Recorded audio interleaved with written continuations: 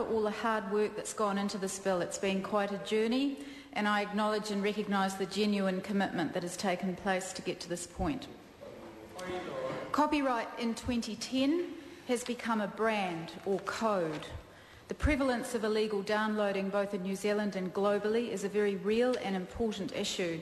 The balancing act between protecting the rights of creators of content and allowing and encouraging access to information and material is a delicate and increasingly tricky issue which is currently exercising the minds of parliaments across the world.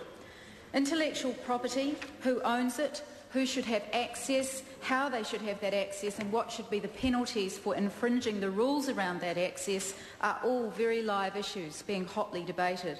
I've got three main points to make. Labor supports this bill to select committee. It's pretty much a sensible bill which has achieved the difficult task, as Minister Power has said, of gaining support across all of the major stakeholder groups. Not full support, but support nevertheless. We don't support certain aspects of the bill, and we question whether this bill will achieve what it sets out to do, that there are bigger issues at stake. What lies at the heart of this debate, and is the core reason for this bill, is that thing called the Internet. The most important social and technological development of the last 2 decades, the Internet is a global resource linking thousands of millions of users to each other, all sharing information. And it's the sharing of information that's at issue here. Labor supports our local artists, musicians and creative industries whose success has shaped the very face of New Zealand internationally. There's a general consensus that repeated copyright infringement of creative works requires a penalty. It is the nature of this penalty that Labor wishes to address at Select Committee, amongst other things. Estimating the cost for rights holders affected by copyright infringement is not straightforward. Technology is changing quickly and consumers react to change in ways that some in the creative industry are struggling to understand and cope with. In considering this bill, the Regulatory Impact Analysis team considered that while there was a case for intervention, uncertainty about the scale of harm being done by illegal file sharing meant that the impact analysis didn't point to a preferred option. In other words, the case has not clearly been made that sales of music and movies via the Internet are decreasing due to illegal file sharing. Labor believes that the government should be an enabler, not an inhibitor of creativity and connectedness. The Internet has irreversibly changed our relationship to content. There's no going back. We can't put that genie back in the bottle. Labor supports the general aim of this bill in enabling creativity by placing responsibility on consumers to respect copyright, but without overly inhibiting the rights of citizens in a democratic society to access and participate in the Internet. So what does this bill do, and what will it actually achieve? It amends the Copyright Act 1994 to provide new enforcement measures against the unauthorised sharing of copyrighted material via the Internet. It repeals Section 92A of the Act, which would have required Internet service providers to adopt a policy providing for the termination of a repeat infringer's Internet account. Labor developed Section 92A with the best of intentions and notes that it was supported by National in this Parliament in 2008. However, it must be acknowledged that intense and widespread public reaction to the introduction of Section 92A led Labor to conclude early last year that the issue needed to be readdressed. We moved quickly after the election to acknowledge problems with it and consulted widely with stakeholders. We realised that despite the good intention of the original Act, the requirement for stakeholders to develop a workable code of practice to terminate Internet accounts on the basis of copyright infringements had some serious flaws, and we pressed the government to address the issue and supported its decision to take another look at Section 92A. The revised version, this bill, goes some way to addressing the issues of the sharing of copyright material via the Internet. This is because it provides for an education and enforcement regime. The bill contains many sensible provisions and we support it, but we are strongly opposed to the provision for suspension of an Internet service provider account, which is A, in principle unacceptable as it impinges on freedom of speech and freedom of assembly, and B, in practice ineffectual as a deterrent and unworkable as the convicted person can just sign up with another ISP. In France, which is legislated to disconnect internet accounts for copyright infringement, preliminary findings about the effects of the law have found that it hasn't been successful in deterring copyright infringement. Researchers at the University of Rennes found that the overall piracy by French internet users has actually increased.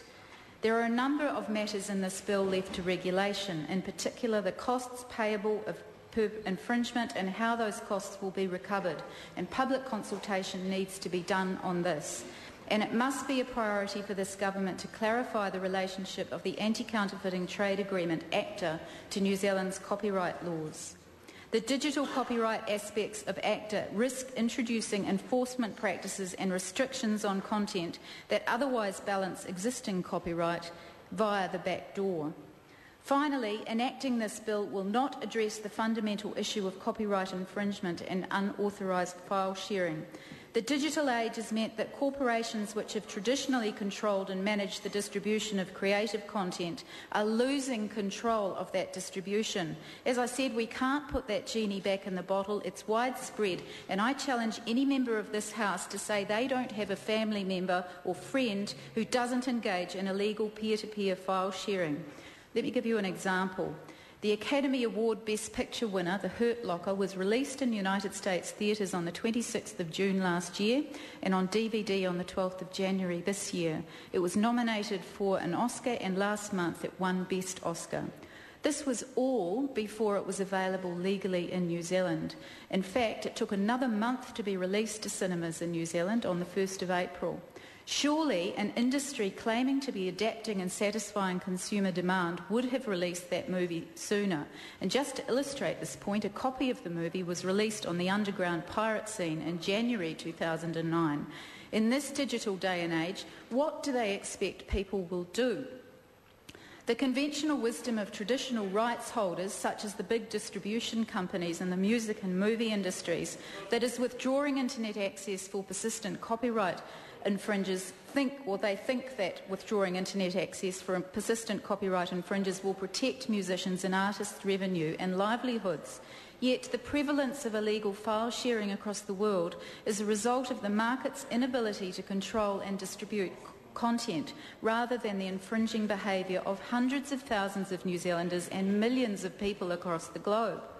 However, Labour believes that the ability of copyright holders to protect their rights in the digital age is a fundamental issue that needs to be addressed given the transformations that have occurred in technology and the inability of the existing laws to respond adequately. And the government should invest in enabling New Zealand content creators to use new technologies to promote and distribute their work to national and international audiences in such a way that allows them to build profitable and sustainable businesses, which means supporting new business models instead of propping up old, outdated ones. One such online business using a different model is CD Baby, which is the largest indie music producer in the world. And I've been advised that in a traditional record or distribution deal, musicians only make about $1 or $2 an album.